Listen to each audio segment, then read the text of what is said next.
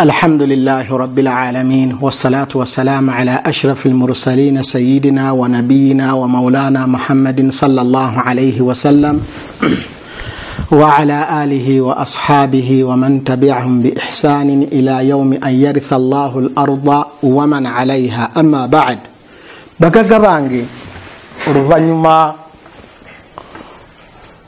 lw'okutegeera olunaku olwa Arafa era nga tukyali mu Arafa twakoma ku bigambo bya Al-Balqini ne tulyoka tuyingira mu nnabe ya COVID eyakyusa ensi nekyusa n'okusoma nekyusa na buli kimu era ekyatukyusiza tusabe Allah subhanahu wa ta'ala atugirewo obulwadde obwo fenna tubuyitemu nga tuli balamu Mungu baba tutte abalamuze kisa.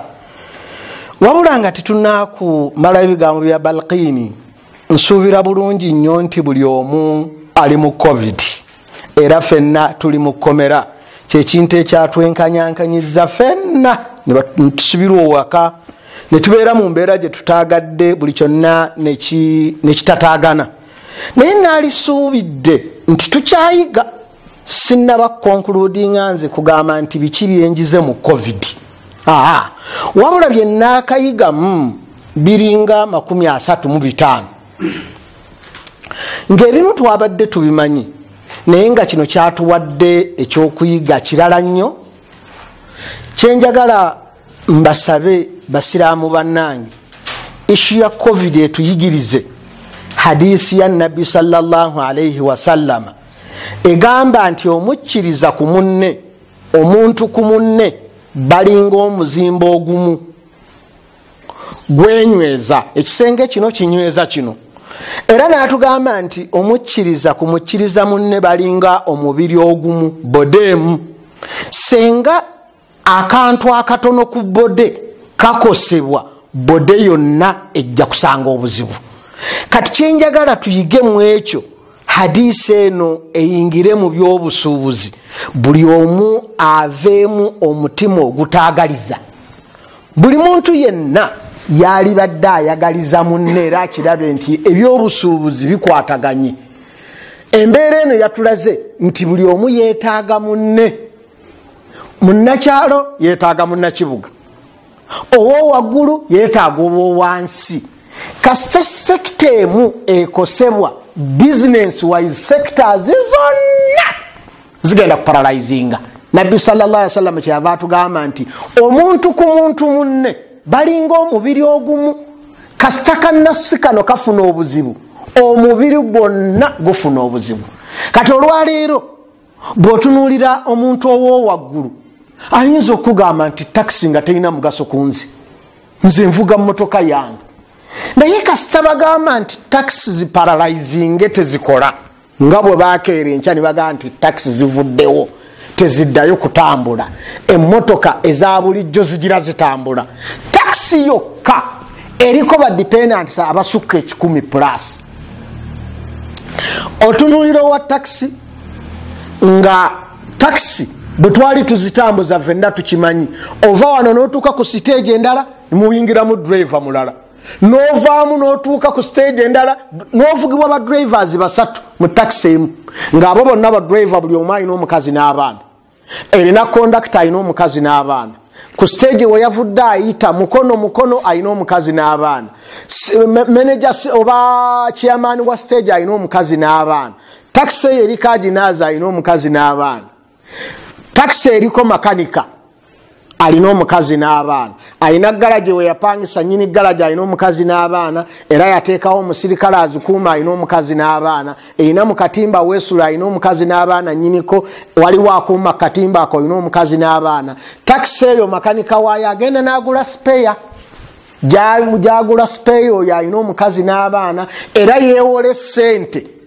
oba ku manerenda aleete spare ne manerendo oyo alina omukazi n'abaana ate watundira spare oyo nyini kizimbe sente yazijja mu banka naye alina omukazi n'abaana ne manager wa banka alina omukazi n'abaana banka eyo naye yeewola mu central bank maybe ne central akulira alina omukazi n'abaana.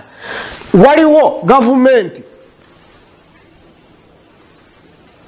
efuna omusolo kubanga tax eyo enywa amafuta government ejjako omusolo nesasula abakozi baayo mpaka ku first citizen afuna omusolo okuva mu government ye president naye ayina omukyala n'abaana na buli yenna omukozi wa government ayina omukyala n'abaana bonna balya ku taxi enywa amafuta akola ku petrol station ayina omukazi n'abaana waliwo omusirikale ayina omukazi n'abaana diira w'amafuta ayina omukazi n'abaana buli yenna ali ku petrol station ayina omukazi n'abaana kati bw'ogenda okitunuulira taxi eyo efuna insurance aba insurance balina omukazi n'abaana kampuni eyo eyina era eyina omusirikale waliwo akuuma ku pampu kati ogenda okwetegerezanga omuntu yabadde takimanyi nti taxi ya mugaso ku ye naye akitegeera bamaze zijjawo nti amafuta tegakyagenda bulungi makanika takyajja kugula speya biki byonna kati ekitegeeza nga bizinesi etambulira ku bodemu kati muyigemu ekigambo kya nabbi sallallahu alaihi wasallam kyagamba nti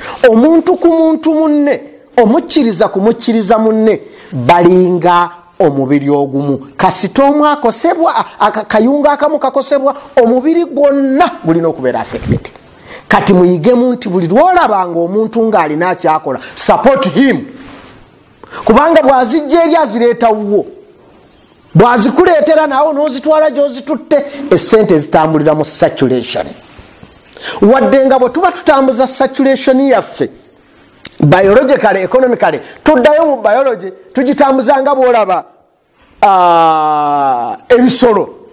ebisolo biri fane katonda bwe yali abitonda waliwo ebisolo ebitabeera na mitima biologically waliwo ebisolo nga tebirina mitima nga kyo tikyetaaga mutima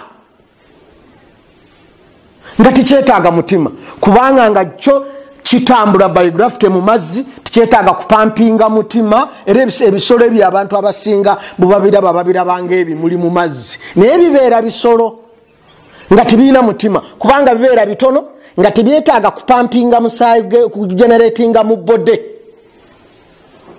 ebyo ebisolo gyebiri gamba nga sea lilies tezirina mitima sea okotazi tezirina mitima zo zisobola okuwangala kuba tezeetaaga mutima kuba katonda takola kintu kitalina muki mugaso kati byali badde tebyetaaga mutima kati naffe mu economy waliwo omuntu ajja n'akugamba nti ekyo si kyetaaga naye wano nga takyetaaga naye ate ebigenda okukolagana naye biba bikola ki bikyetaaga kati ekintu kyonna mu bizinesi bw'obanga tokyetaaga kati waliwo abakyetaaga ennyo nga bola nti waliyo ebisolo ebirina omutima ogumu byebisinga niwaba n'ebisolo nga ate birina emitima ebiri niwabaawo ebirina esatu niwabaawo ebirina ena wasi wamwe ezisinga zonna zirina emitima emeka esatu ena olw'ensonga nti ziba mpanvu kakati okugeneratinga omusaayi okuva mu bode yonna okugimalayo nga weetaagawo omutima omulala kyesuyita sensory systems ezigenda okuyamba kugulya omutima kati for example octopus erina emitima emeka esatu ye erina emitima esatu era yo kasita eyimirira bweti ng'omutima guli omunene guli okagukola kasita etandika okutambula guli omunene nga gusirika kubanga yo already omusaayi gwayo si gwa red ye teyina iron yo tebeera na iron yebeera na copper katonda bwe yayitonda ebeera na copper tabeera na iron yefuula omusaayi red copper yagufuula bbulu why kubanga octopus eyo esuubirwa okuwangaalira mu mazzi agali deep ennyo kati ate bwebeera nga eri red omusaayi gwali red bweneebeera mu mazzi agali deep tejja kukola ki tejja kulaba kati erina kubeera nga erina omusaayi gwa bbulu kyeva ebeera ne copper kati kitegeeza nti bizinensi y'omuntu waliwo agyetaaga ennyo kati oyo okugyetaaga ennyo kyetwaligambye nti alina emitima esatu kuyo niwabeerawo oli ng'agyetaaga katono olina abeera n'omutima ogumu kuyo niwabeerawo naga nti nze sigyetaaga naye ng'abaneetoolodde bakola ki bagyetaaga goyinzoga nti weetaaga taxi naye ng'agenda okujja okukuleetera amawulire gano agogenda okutuma okukola kino yeetaaga taxi kakati ekyo hadisi ya nabbi muhammadi sallallahu alaihi wasallam kyeyava atugamba nti buli muntu ku munne tulinga muzimba ogumu guno gunyweza ogweno oba tulinga bodemu buli wamu kasita bodemu party mu bode efuna obuzibu all the body egenda kufuna obuzibu kati ekyo kyenjagala buli omu ategeere mu covid waliwo abantu be bagambye mu covid nti bo basigale nga bakola naye wallahi business zaabwe zagudde naye nga bo babagambye basigale nga bakola ki nga bakola nga teri amuganye kukola nti genda mu katale otunde emmere naye onagiguzaani ng'owa taxi taleese bantu mu katale kati ekitegeeza nga abantu abo bakugambye okole naye bw'obanga toliiko banno tosobola kukola kati buli omu amanyi nti teri muntu yeetengerera buli omu yeetaaga munne buli omu yeetaaga munne naye bwe tuba twetaaga bannaffe we twawukanirawo mu kubeetaaga olwaleero China etwetaaga kubanga etuguza ebintu naye njagala mbakakase nti ffe twetaaga nnyo China okusinga bwe twetaaga era kyova olaba nti bo bafunye obuzibu ffenna ntubeera affected Italy nefuna obuzibu naffe tubeera affected kyenkakasa nti senga obuzibu obwo bwabeera eno bo tebaali badde affected bwe batyo era tebaalitegedde kubanga wano ku bwakibwetere abantu baafa more than 1000 China teyategeera teyasibawo nantalo nansalo zaayo kati omuntu okusinziira bw'omwetaaga bw'obeera affected kubanga bali bagagga tubeetaaga nnyo bwe babeera affected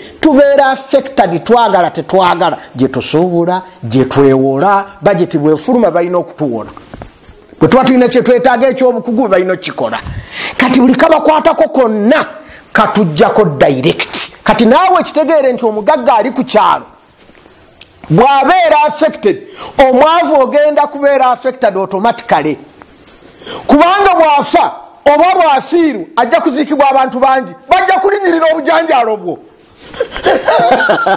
bajja kubula obapakinga ng'owa wajjudde bapakinga ebitooke byo wallahi nga tolina na buyinza bubagobamu baleeta emmotoka odduka buddusi n'obwana budduka mu kifo kyoga temupakinga mu bijanjaalo wabula mwenna mudduka buddusi wonna olujja ne lujjula bapakinzeewo wonna kiki bazze kukubagiza mugagga mubeera affected mwenna mubula oba mulima ku kyalo kubanga omugagga yafiiriddwa mu nnimiro mwe bapakinzi mubagenda okuyita ogenda omuziika era abeera yamanyiddwa nga gwe tomanyiddwa kyetufa tubeera affected ffenna kubanga all of us tumumanyi kati bwogenda okutunuulira ffe mu Uganda tetuli baavu tuli baavu tusabe Allah atugaggawaze naye oyinza okukwata munnayuganda n'omwana asoma geography n'omubuuza nti Uganda yakumeka mu nsi z'obwavu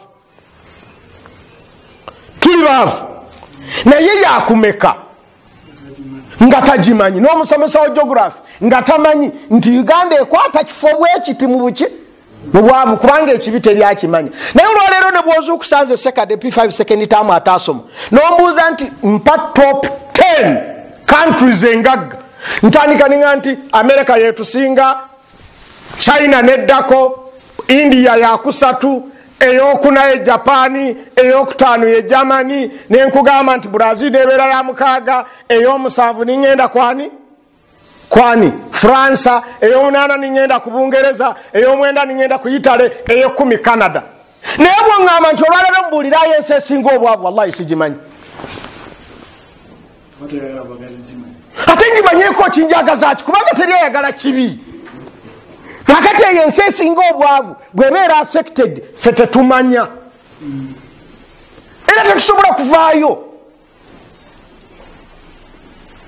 bwetunuulira bwe tubeera affected mu mbeera yonna naye olwokuba nti tetwetaagibwa nnyo embeera tekyuka nnyo kakati musupportinge bannammwe buli yennaali akola business buli yennaali nakyakola okuviira ku gavumenti mpaka kufa abantu esupportinge naawe supportinga munno ne bwaba muganda wo ne bwaba mukwano gwo support him bw'otamusupportinga ajja kubba bw'ataakubbe gwe ajja kubba omugenyi azeewa abba akataala k'emmotoka ku mmotoka ye era abeere nga afuka affectinze so kati nze kyenjiganga nze njiga bingi mu covid naye njigamu okulaba hadisi ya nabbi nti bw'ogizza ku buliwo olabira ddala nti kyekino kye yali ayogera tukirabyeko ffenna nti kasita country emu ebeera affected all of us tubeera affected gutunuulira China yewwa Italy yewwa naye ffenna tuli affected. Ffenna nituyingire ekkomera nga teryagutusalidde nti mwenna muli mu kkomera mubeere ewaka, ate nga kyekisinga gye tuli ku bulamu bwaffe, kyekisinga gye tuli tubeere ewaka. Mwenna mubeere ewaka ne bakyusaamu obutakiyita kkomera tusobole okusanyukamu neyitibwa lockdown naye nga home what nti mubabuuze gye balaga kitegeeza olina okwennyonnyolako okulwaki ovudde muki mukkomera naye nga okubeera ewaka kye. Naye ani yali alonzeewo ekkomera? Ffenna tuli Yusufu nti ekkomera eryo erisinga gye tuli. Yusufu yagamba nti asijinu ahabu ilayya, naye nze sikomera si erisinga gye nkola ki, naye ndibeeramu kati lyerisinga gyendi kubanga lyabuki lyabulamu. Omufu takola ki? Takola. Era mubeereeka abantu tubeerewa ki ewaka. Ab'ensonga be babafuluma, abatalina nsonga tubeerewa. Ate n'ensonga gy'osobola okusigira oba gy'osobola okwesonyiwa nti ensobola girindirize. Tojja kufuluma waka ngenda kusala nviiri nti njagala genda kusala nviiri naye kujja ewaka nti njagala genda waddobi kujjayo kooti yange. Fuluma olw'ensonga nga yabulamu ng'omaze ogipima nti okubeera ewaka okufuna korona n'ensonga eyo kyekiri waffe. Bw'olaba gwenga okufa korona kyekisinga okusinga okubeera ewaka gwe fuluma, naye omuntu owa bulijjo atalina nsonga y'amaanyi alibadde akola ki? Abeera ewaka olw'ensonga y'obulamu. Kati ebyo byonna tubituukako nga tutegeera hadithi ya nabbi sallallahu alaihi wasallam nti mu butuufu nabbi okutugamba nti omuntu ku muntu munne balinga muzimbo gunyweza gunnaago. Kino kye yali ategeeza. Era bulijjo tetubeera affected kubanga huma tetutera kubeera nayo, naye buli lwodda ku huma edda abantu omuntu bwe yafanga nga n'okulima tebalima ng'abantu bakyalina huma gundi afiiriddwa tetujja kulima. Naye kati abantu babuuka maiti. So kati mbegayiridde hadisi etegerekeke. Nze ekyo nkirabira ddala mu covid nti nabbi sallallahu alaihi wasallam yakyogerako dda era n'atugamba nti omuntu ku muntu munne alina value, buli omu yeetaaga munne. You can't stay without people. Weetaaga abantu bonna abakusarawundinze. Kakati bwe kiba badde affected nawe obeera affected mu bulamu bwo kubanga obeetaaga. Bwe baba tebaliiwo obulamu tebukunyumira. Ekyo buli omu akiyige mu covid. Namba 2 sijja kuzoogerazo naye namba 2 kyenjize mu covid kyenaakayigamu ekitono naye ng'akyatambula. Lesson ekyakola ki? Ekyatambula. Njagala mbabuulire covid atuyigirize tukyuse mu njogera ezimu ne ze bayita okulya kashi. Tukyuse tugambe nti tutereka kashi. Bwagubuuza nti gundi alazeewa nti agenze kutereka kashi ng'ozitutte mu banka oba ogenze kulima oba ogenze kukola ki, naye muleke ekigambo kye bayita okugamba nti kulya kashi. Abantu tuswadde tutegeerekese nti tetulina kashi, bulijjo twepanka bwepansi. Omuntu bw'abanga alemeddwa okulabirira famire ye ogamba nti nkoze emyaka 2, nkoze emyaka 3, nkoze emyaka 10, naye olemeddwa okulabirira famire yo n'okulya ne bakyusa n'ennyombo ne zibeerawo ewaka ne balwana. Kiki? Manyi obwavu buleeta ebintu bingi kubanga ebiseera ebisinga abaavu tubeera waka. Kati bwe tubeera owaka gwolaba nti omukazi yennyanja ogisazeeko n'otagimalaawo, ate kino okitadde wano, ate kino okitadde wano. Era kivula nti kati ewaka abantu bayomba nnyo kubanga babeera kumu. Luli omulimu gwaleetanga omusajja n'ojja ng'okooye n'omukazi ng'akooye, buli omu atuuka yeebaka. Naye kati abeeraawo ne munne buli omu n'amutegeera. Olwaleero buli omu amanyi mukyala we, buli omu amanyi omwami we. Mubange ttone nnyo kati yamutegedde kubanga waliwo okubanga jjeeka nga byonna yabyogedde dda ku ssimu. Bwekuba kukwana yakwanye edda agenda okutuuka eka nga biwedde. Kakati olwaleero bali waka mu lockdown ate balina rooms 2, room eddako yabalala. Kati oyagala toyagala ne bw'owandiika message omukazi awulira enkwagulo y'essimu nti awandiika ku ssimu obadde owandiikiraani. Get the point? Tolinawo okweka ssimu kati buli omu akiraba. Naye bw'obeera nga problemu yazze kyenjagala tufunemu ng'omuntu osanze obuzibu okuwangaaza famire yo for a 1 month ng'okoze emyaka 10 kuba mwaka faananyi ng'ate oli waka oli mulamu naye bakugenda nti beera ewaka for 1 month 35 days ze batugamba okumala ewaka olaba okalubiriddwa okulabirira famire yo. Kati njagala otegeeremu nti bwe bali kusibira COVID-20 wali kutwala mu kabuli bakusibidde ewaka ewuwo oli mulamu naye obuzibu buzze. Kati buli omwakubemu akafaananyi oba namusibira mu kabuli ne bakusaamu mwana ndani, ne bakusaamu sanda, ne bakusaamu keesi, abatali baisiraamu ne bakubako n'enkokoto ne bakakesa ddala ntoli wakudda. Naffe bakusaa ne basaayo mwana ndani ne bayiwako ettaka lyonna ng'obalijjeeko n'okakasa nabo ne bakakasa ntoli wakudda. Naawe okakasa nti abagenda tebaddanga, taatawo jajjawo baganda bo mikwano gye tebaddanga. Ate olabe nti bw'obeera ng'obuzibu obufunye with your family ng'oli nabo kuba mwaka faananyi lw'oli balekerawo ddala bagenda kusigala batya. Kati buli omu ategeke tukyuse baganda bange okudibuuda tulekerewo family. Nabbi sallallahu alaihi wasallam kyeyava atugamba hadithi ya Bukhari ne Muslim nti buli omu afeeyo sente tazikozesa bw'abeera ng'asobola okuleka abantu be nga beeyagala kiri better than okubaleka nga basabiriza. Teyali ategeeza kino. Ekirala kyenjizenze mu COVID kyendaba kyentambuza njigiddemu nnyo ishu y'okufa. Bakeera ne bagaa nti aba taxi enkya temutambula, motoka eza bulijjo enkya tezitambula. Ekyo bwe kifaanana nti bukeera enkya nga totegedde ne bakugaa nti gundi ofudde ne bakunona toddamu kutambula ofudde. Kati ekitegeeza nga bwolaba nti okalubirirwa nga bagenda toddamu kutambula kimanye nti abantu bere bagenda kalubirirwa nnyo nga babagenda nti afudde tagenda kuddamu kulamuka, tetugenda kumusiibula, tetugenda kumubuuza ebisuubizo bya kabada yabitereseewa. Kati buli omu abeere nga yeetegese bwebeera ndagaano obebeere nga bamanyi gyeri ey'ekyapa ekyapa nga bamanyi gye kiri. Tuleke kubeera mu mbeera nti omuntu n'abeera n'ebintu bye byonna nga teryamanyi gye biri baga nti abaana bwe banaakula nja kubabuulira. Bagenda kula ddi? Ye bwe bataakule ye gwe bw'onaafa nga tebannakula. Kati kirungi omuntu Nabbi sallallahu alaihi wasallam kyali ategeeza nti omuntu yenna alina obwongo obutegeera tasaanye kwebaka nnaku 3 okuggyako ng'ekiraamu kye weekiri nti kino kiri wano, kino kigenda kukolebwa bwe kiti, kino kigenda kukolebwa bwe kiti. Naye olw'okuba nti ffe okufa tukulaba nga tuli wala we don't mind. Kati tulabanga ebiri ewala naye kati COVID atuleete baga nti enkya togenda kuva waka. La ilaha illallah.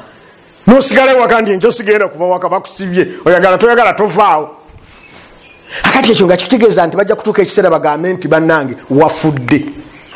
Tigundi yafudde tagenda kuva waka yafudde.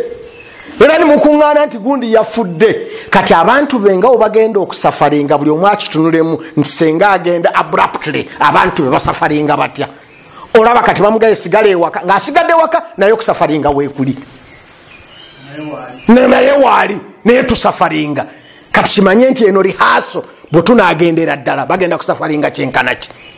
Era nga bwe tusafarinze kati n'okufa bwe kubeera waliwo afa nibalakinga bode nga bola nti kati olwaleero waliwo abamu ng'alakinga butafuluma bweru naye nga byali agadde ebweru byonna babikola ki? Kivula ne President Museveni yabagamba nti boda boda zibaleetere ng'alinga kugamba kubanga ye asobola okutumya ne bamuleetera kati naye atugaa nti boda boda zikole ki?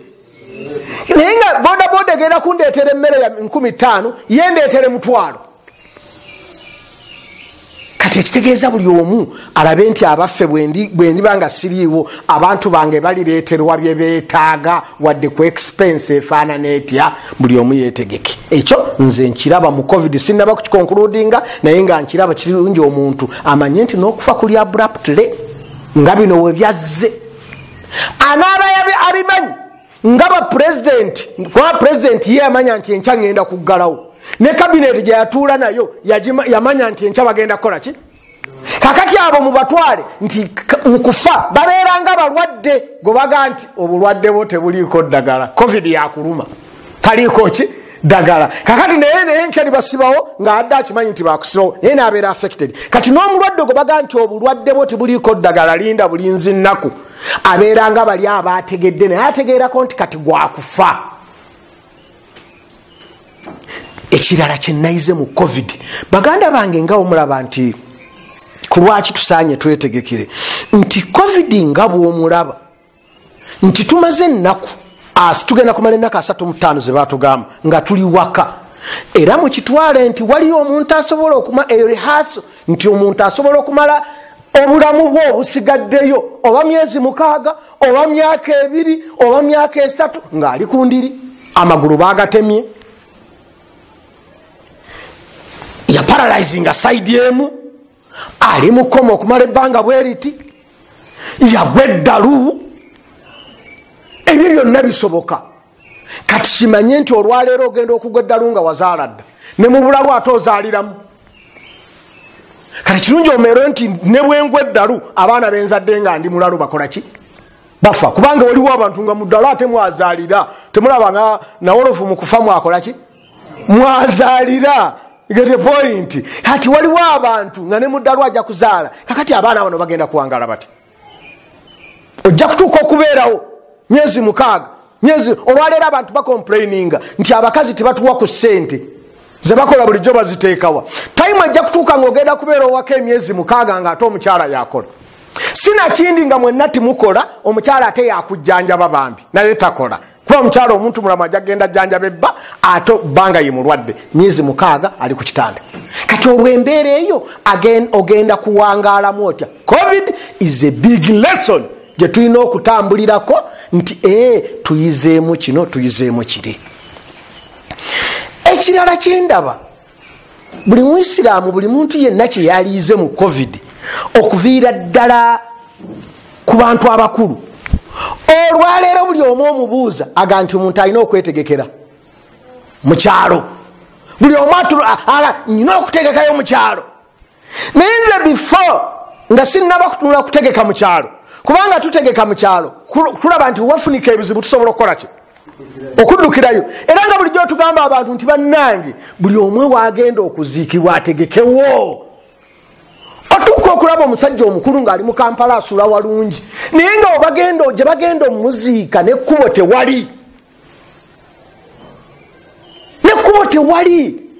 abo abasobodde baganda bange muzimba amayumba nga n'abantu abajja okubaziika balina gye bajja okusula naawe nga bajja kukusuza eyo naye back to the point kati twalabyeko nti kirungi nnyo okutegeka omuntu gy'asobola okuddukira wadde pulezidenti Museveni yagaa nti nabagaana kiro temudduka kukola ki kugenda ate baganda bange ekyokulya kashi abagaye mukiveeko tetulya kashi kubanga tetulina kashi kyekiri kyenabagambanga nti tuli baavu naye bambi twepanka tupapala twonone sente kubanga eyali omukozi senga emirimu gyaliwo mu butuufu pick-up tewaliremeddwa gigula ng'ogenda kukola nga bagaye nti yesigala etambula naye bwolaba nti oli ne pick-up tasobola gigula kitegeeza yali talya kashi yali yeerya gwenyini wa still cash osaana bakulye naye gwoga nti ogenda kulya ki cash naye back to the point omuntu nga bwagenda asalawo nti ntegeke mu kyalo nime nkoleki nsawo nansobola okutwalayo abaana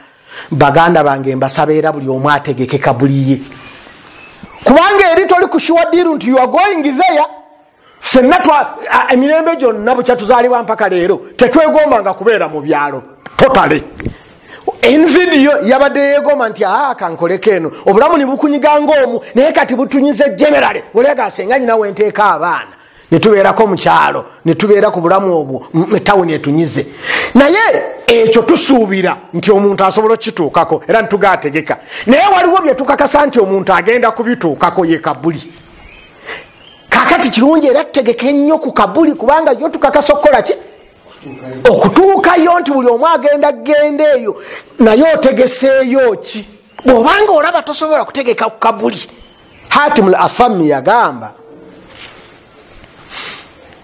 era nti nze ekyannongoosa Hatimul Asami bwe yali anyumya yagamba nti ekyasinga okunnongoosa nalabanga buli lwenyimirira okusaala malayika almawuti ali eno emabega essaawa ena ayinza obutaŋŋanya kumaliriza swala nansika nantwala mu kabuli ate nimmanya nti wali wentunudde yenyumba ya Katonda nimmanya nti wano wenyimiridde ndi ku siraatwa wennyini wano wendi mu swala nimanya nti ejjana eri ku ddyo omuliro guli ku kkono. Ebyo byantereeza ninga nti kanveemu olugezigezi nkolerere kabuli. Byonna byenkola nyina okujjako kenteeka mu kabuli kubanga nkakasa ŋŋenda. Omuliro guli wano, ejjana eri wano, Katonda ali mu maaso, malayika ali mabega. Ebyo byonna biraga nti I have to go. I have to go. Sina wenzirukira ku ddyo ku kkono, mu maaso n'emabega. Kati kyenjagala baganda bange tuyigemu nti nga bwe tulaba nti it is better for us okutegekera famire zaffe mu byalo wa tuzisevingire era twesevingire mu kabuli tukole ebinaatugasa mu maaso ga Allah. Ekyo nkiraba COVID. Obutono obulala bwensobola okubagamba mu COVID nze bwenjigamu nga nze Ssekkadde n'okuyiga kwange sinnabakumbaliriza kubanga COVID akyakola ki akyatambula. Naye ekirala kyendabamu baganda bange mbeegayiridde nnyo buli wa buyinza yenna, buli yenna alina obuyinza okuviira ddala ku pulezidenti mpaka kwalina obuyinza obusembayo wansi akimanye nti essaawa yonna asobola okuwangalira ewaabwe.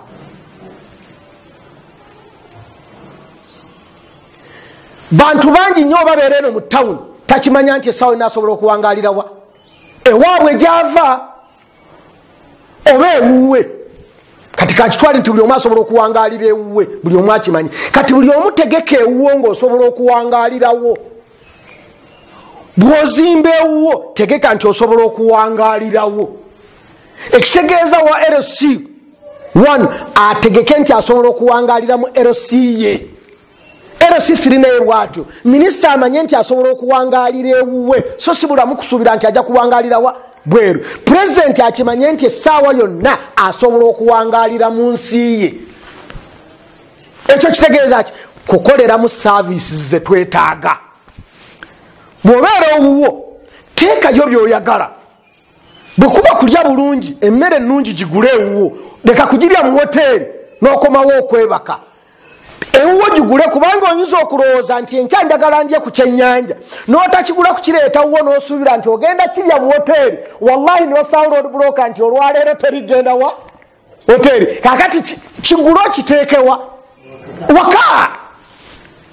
Olwaleero butuuse kiri fane. Wallahi ne bwabeera minisita wa finance olwaleero abaana balina kusomera mu Uganda. Bwe baba nga waliwo okusoma first term okugimaliriza, buli abadde n'abaana ebweru baavaawa, baavaayo ne baddawa. Olwaleero minisita, olwaleero pulezidenti Yoweri Kaguta Museveni general bw'alwala alina kujjanjabirwawa Uganda. Ate kitegeeza nti buli omu afeeyo nnyo akolere ewuwe ebisobola okumuwa services. Yabadde Nakasero nga mwadde Governor wa Bank of ayaligenza buli wamu naye katolina gyolaga. Kati ekitegeeza nti kisobola okutuuka. Gwe tulina ba MPs webabeera mu parliament basobola okuteesa amateeka. Olwaleero bw'owulira nga gwe oyagala nnyo okubeera mu SC ng'oli mu buyinza, giporopozinge bagiteeka eruzira kubanga osobola okutuuka okugendayo nga teriiyo. Ate ng'olaba nti ab'ebufuzi bakola ki? Bagendayo, buli muntu bamuteekayo. Kati bw'obeera eno gezaako ekkomero olirungi ye kubanga essaawa yonna ennyumba y'abaki y'abasajja essaawa yonna bakuteekayo. Oga nti omusibe tasaanye kulabwa, asaanya kwambala uniform bwene, alina kwambala mpale nnyimpi. Bw'olanga tebikujjaamu naawe topropozingera musibe aliyo kubanga time ojja kutuuka bakutwaleyo. Bw'olabanga eddwaliro lya gavumenti si ddungi, please gezaako olitereeze gwonnanyini buyinza kubanga buyinza okutuuka ekiseera nga mwotwala muzukuluwo, mwotwala omwana wo nga naawe mwe bakutwala tewali wolaga. Kati kino kituwadde pulezidenti olwaleero bw'aba alina abaana abato balina kusomera mu Uganda. Kasita banaggulawo balina kusoma kubanga eri bayinza okulwawo. Pulezidenti w'egindi, minisita gundi, omugagga gundi, manya nti abaana bagenda kusomera ku byalo nga tebategana kutambulira mu motoka kumpi w'oli awo. Kati buli omu agezeeko okutereeza ewuwe kubanga ojja kutuuka okwetaagawo mu bulungi oba mu bubi. Ekyo nakiyize nnyo mu COVID. Kirungi omuntu ategeke nga waali asobola okufunirawo services. Tolaba olwaleero abasajja twalekanga ewaka 2,000 nadduka n'agenda aleka omukyala anaaba n'asuulayo 2,000 n'afuluma n'agenda akati bazikozesa 2 nga gwe ogenza okuzeekozeseza ne zitamala kubanga bulijjo abakyala bayongerangako nolekawo 2 nosanga nga aguzeeko enanansi nakamulirako akatunda nagulako ne kabasimati nologa nti 2 nno zikola naye nga wallahi tezikola bayongeddeko buki ogani omukyalo wange atetenkanya nnyo sinakindi bambi nga tulina obuzibu obulala nga waliwo United Nation endala eyongerako omukyalo agenda okukola nayongerako bani bamwongererako abantu abalala besijja kwogera kati gwolaba olya bingi noloza nti 2 zoze zikolaki naye kati time etuuse omukyala takyasobola kgenda eri kumwongererako ku mulimu gyakola oba abalala bamwongerako ali naawe kati gwozitwala 2 ogenda okutuuka nga tizigula nakati twayabise twategerekese yes tokyalinawo kikweka kati buli omu agezeeko okutereereza wakulira amanye nti essaawa yonna yeetaagawo olwaliro bwoba tuweetaaga gwe ngaoli kaawo ngaoli town clerk ngaomwana wo toweetaaga tagenda kusomera awo kimanye nti muzukulu waayinza okukola ki essomero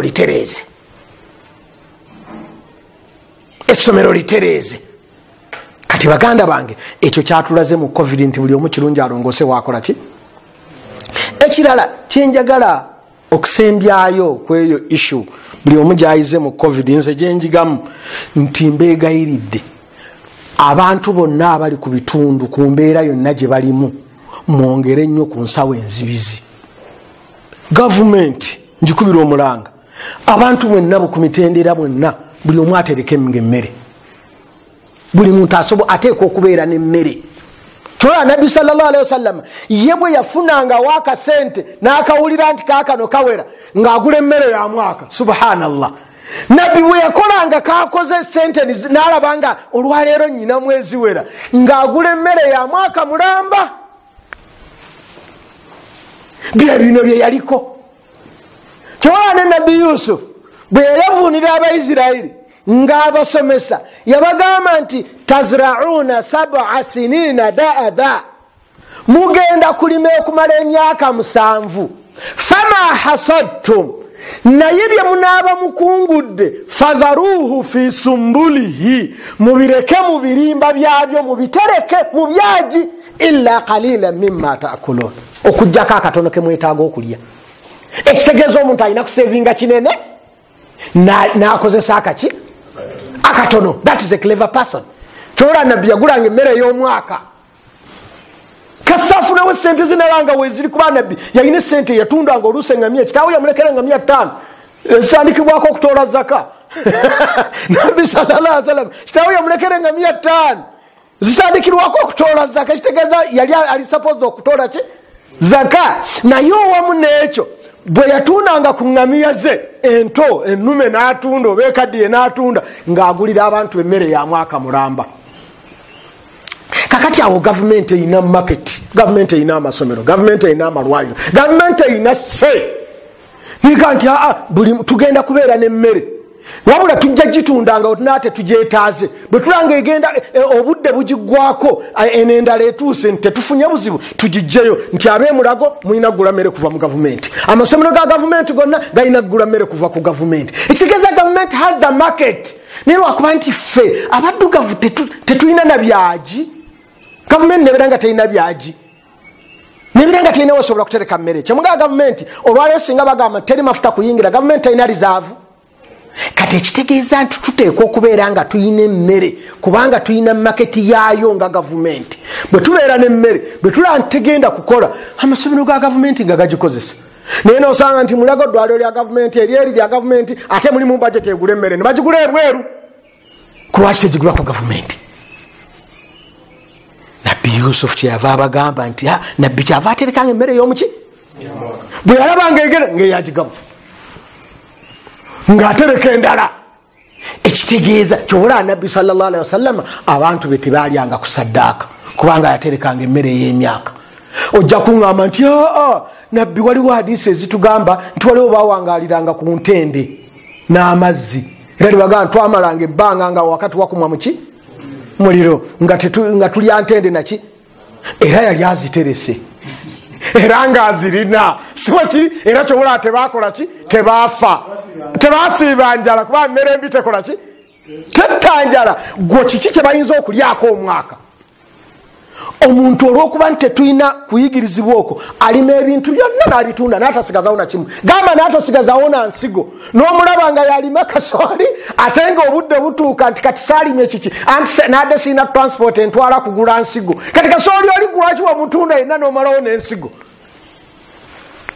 la kyotagenda kukosa kitereke kyotagenda kukosa kitereke kati buli omu ayiga okutegereka buli omu ayiga okutereka tubulira nnyo mu issue egamba nti esente ezisigaddewo zemba nsevinga no ekyalibadde ekituufu enjigiriza entuufu egamba nti sooka osevinge ezisigaddewo after savinga zoba okozesa you must save kubanga bwona agamba nti okozese ezinasigalawo zojja okusevinga esente zonna zikozesebwa okusinzira problemu zoleetawo gwe buli lwoleeta problemu enyingi esente tezijja kukolaki kusigalawo era buli omwatunuulire omuntu ajja nakola nga afuna emitwalo 35 nawangala emyaka 5 bamuwa emitwalo 35 bamwongerako ne bamuwa 34 n'omugamba nti ate 5 gino ogitereka nti agigwawo ebizibu bino gali ebizibu byali biriwa ebizibu byonna birina okujja okusinziira ku sente zokolaki zolina ebizibu bijja biraising according to the money you have